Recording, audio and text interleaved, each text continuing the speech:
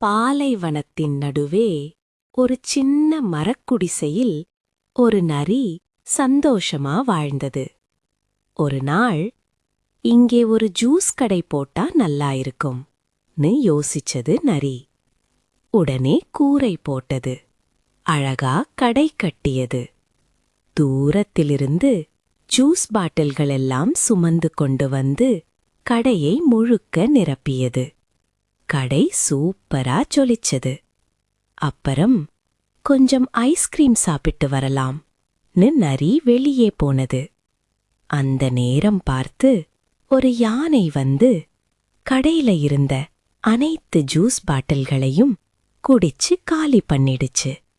நரி திரும்பி வந்து பார்த்ததும் கடை காலி. நரி ரொம்ப ரொம்ப அழுதது. இதிலிருந்து என்ன கத்துக்கிறோம்? லைக் அண்ட் சப்ஸ்கிரைப் பண்ணலன்னா இப்படித்தான் ஆகும்.